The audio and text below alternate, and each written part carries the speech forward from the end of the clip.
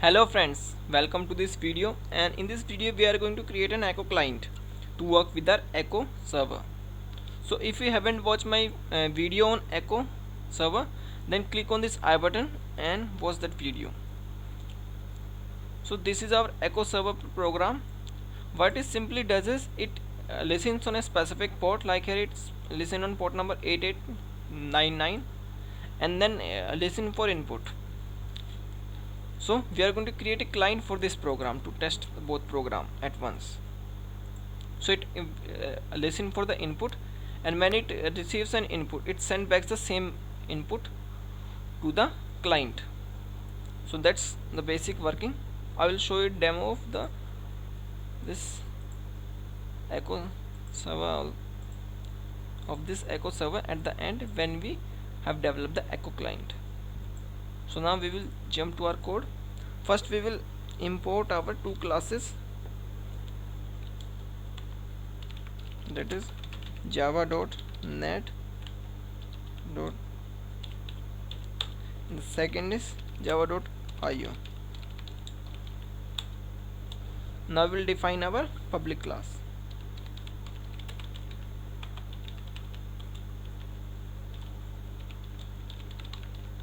Echo client, mistake. Now we'll define our main function, public static void main string arguments. So we have created our main function. Now let's add a throws exception here. So now we'll create a socket here. Socket sock is equals to null, and then print writer output is equals to null.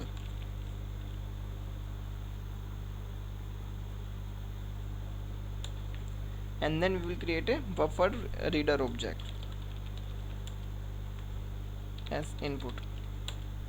So these are the three objects. First is socket object, which is used to connect to this Echo server, and this is print router to get the output, and this is buffer reader to take the input.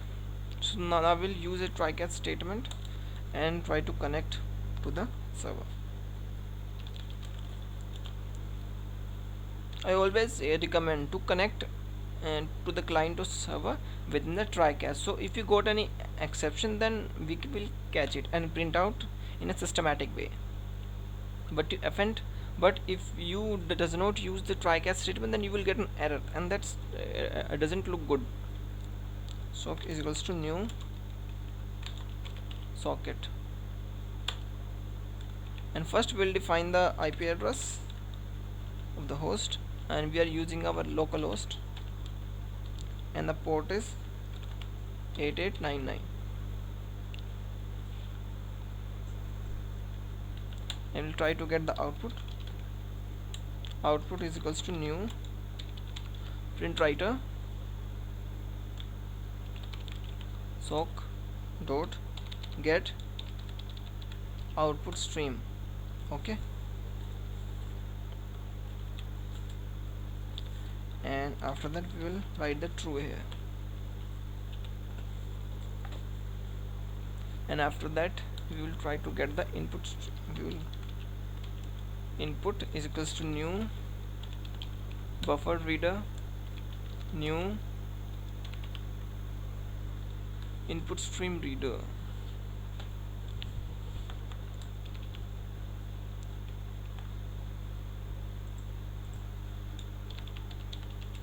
Input stream reader, and then this is then sock dot get input stream. So these are the three things which we have just defined and declared here, and then here we have initialized, and here we have defined them. Now after that a catch statement if we catch an exception. if we catch unknown host exception, unknown host exception, always check the spelling. If there is a spelling mistake, then it will return an error. System.out.println. So we will write on the screen as unknown host.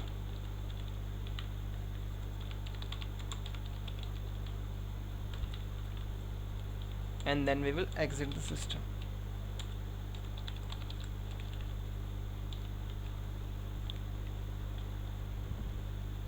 And if we catch another exception like IO exception, then also we will write the message println, that is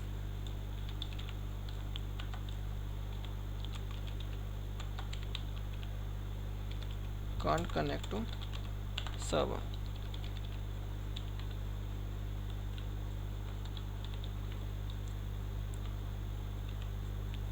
And then exit the system.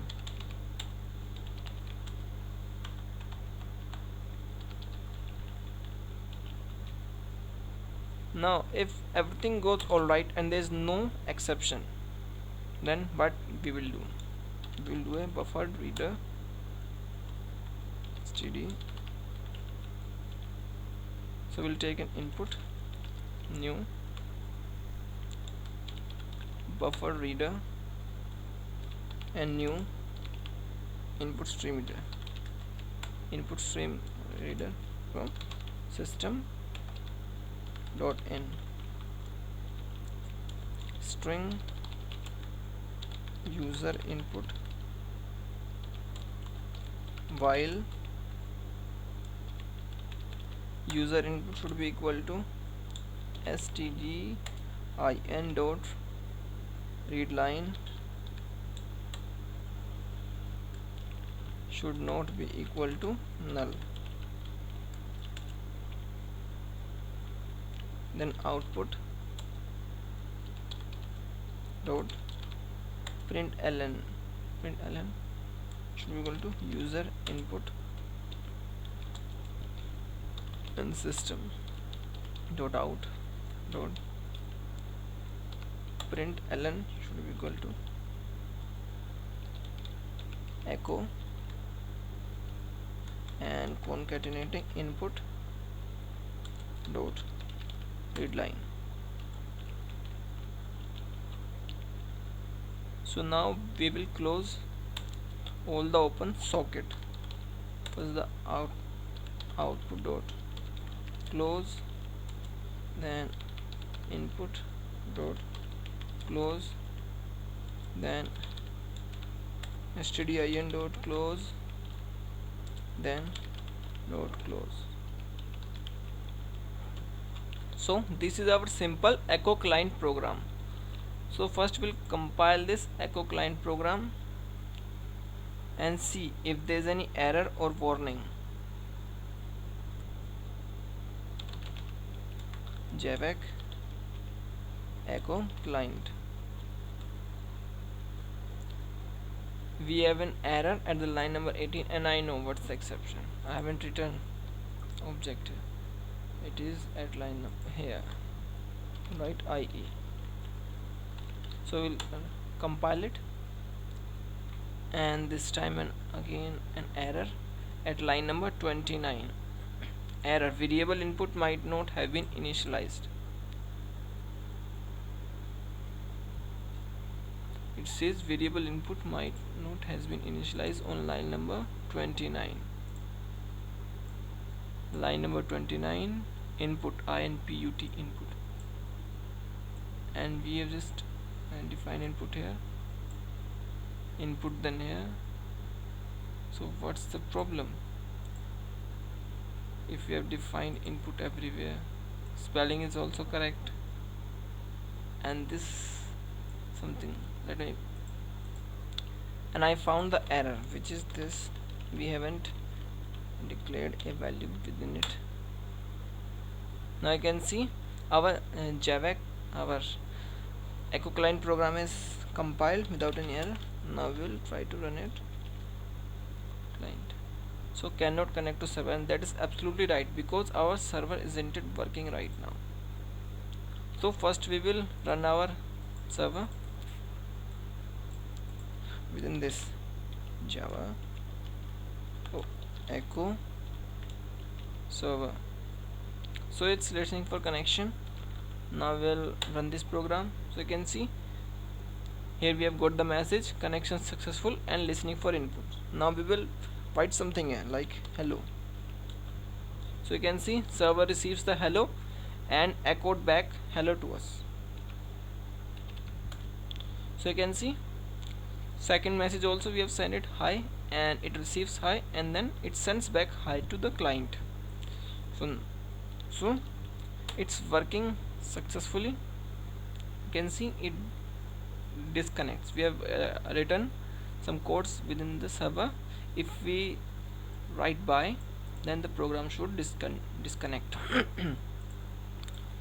So you have seen the basic working of the echo client, and I hope you all understand the concept of this echo client and like this. If you like this video, then please hit the like button, and if you haven't subscribed to my channel, then please subscribe to my channel and hit the bell icon to get the latest videos, and please share this video. Thank you. Have a nice day.